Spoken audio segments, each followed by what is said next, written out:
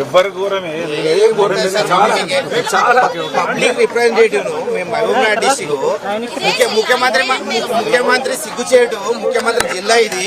ఇంత పెద్ద సంఘటన జరిగితే ముఖ్యమంత్రి ఢిల్లీలో పోయి వండుకున్నాడు. ఏంటంటే మేము వచ్చి 8 మంది పరిస్థితి ఏందో తెలుసుకోవడానికి వస్తున్నాం, లోపల పంపించలేకపోతున్నారు.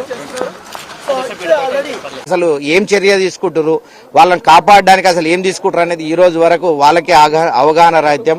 ఒక్కొరు ఒక్కొక్క సందర్భం చెప్తుంటారు. ఓరేమో వాటరు నీళ్లు అంటారు, ఓరేమో బురజ ఊరుకుపోయింది అంటారు, ఓరేమో ఇంకా అయిపోతుంది 2 నిమిషాలు వస్తారంటారు, ఓరేమో ఫోన్లు మాట్లాడుతున్నారు స్విచ్ ఆఫ్ అయినాయి అంటారు. అంటే 8 మంది ప్రాణాలు గాల్లో పెట్టి హెలికాప్టర్లు వస్తున్నారు, ఇక్కడ లోపల పోలీస్ సెక్యూరిటీ పెట్టుకుని వాళ్ళు వండుకుంటారు తప్పించి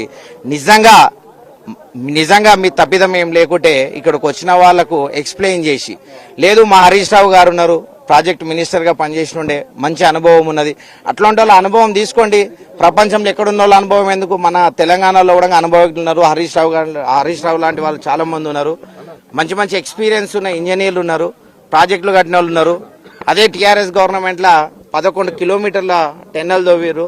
ఆ 11 కిలోమీటర్ల ఎందుకు ఆ సంఘటన జరగలేదు? వీళ్ళు అసలు మినిమం పొద్దుగాలని హరీష్ రావు గారు కూడా చెప్పారు, వీళ్ళు ఒక 10 మీటర్లు కూడా ముందలు కోలేరంట అని చెప్పి. అంటే ఇంత నిర్లక్ష్యంగా వ్యవహరిస్తున్న మెయిన్ ఎవరైతే ఈ ప్రాజెక్టు పర్యవేక్షణకి ఇప్పుడు ఎవరెవరు మినిస్టర్లు వస్తారో దానికి పూర్తి బాధ్యత వహించాలి.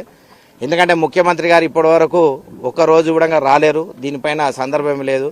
ఆయన పోతున్నాడు, ఎలక్షన్ల గురించి మాట్లాడుకుంటున్నాడు, ఆయన బిజీ షెడ్యూల్ అంట, పోయి ప్రధానమంత్రిని కలుస్తాడు. కానీ ఒక ప్రధానమంత్రి దగ్గరకు పోయినప్పుడు దీని సంఘటన ఏంది, ఇంత పెద్ద సంఘటన జరిగింది, దీన్ని ఎట్లా ఎదుర్కోవాలంట అని చెప్పి కనీస జ్ఞానం కూడా లేదు ఆయనకు. మీరు కూడా చూస్తున్నారు, 5 రోజుల నుంచి మీడియా మిత్రులు ఇక్కడనే ఉంటున్నారు, పోలీసు వాళ్ళు కూడా వస్తున్నారు. అసలు ఏమన్నా మీకేమన్నా మూమెంట్ కనబడుతుందా? 5 మందిని కాపాడడానికి అసలు ఏమన్నా వాళ్ళు ప్రయత్నం చేస్తారు అనేది ఇప్పటి వరకు అయితే ఏం లేదండి. 8 మంది